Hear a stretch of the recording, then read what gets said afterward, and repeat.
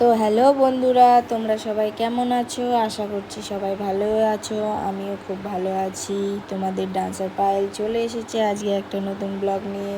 তা ব্লগটাতে বেশি কিছু না দেখাচ্ছিলাম আজকে কি আমাদের রান্না হয়েছে দুপুরে, আর কি এটাই, আর কিছু না। আর এখানে দেখতেই পাচ্ছ আমি শুধু ভাত খাচ্ছি।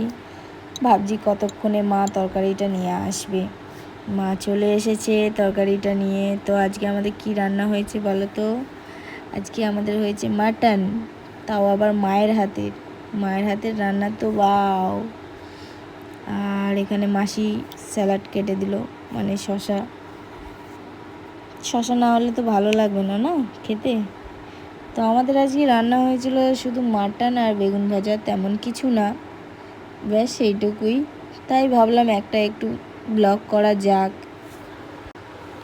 আর আজকের রান্নাটা সেই হয়েছিল, কারণ যেহেতু মায়ের হাতের রান্না, মা মাটনটা খুবই ভালো করে।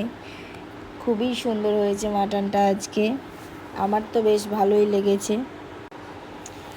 তো আমার ভিডিও তোমাদের কেমন লাগছে তোমরা সবাই অবশ্যই কমেন্টে জানাবে যে কেমন লাগছে বা কী বৃত্তান্ত।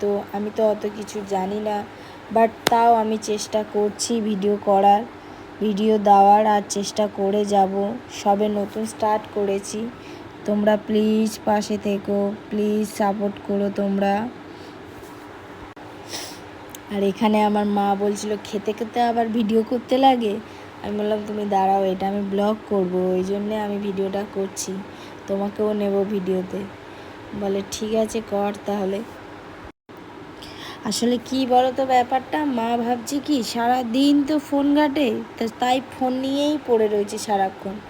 মা কী করে জানবে যে ব্লগ বানাবো বলে আমি যে ভিডিওটা করছি? ওই জন্যেই তো।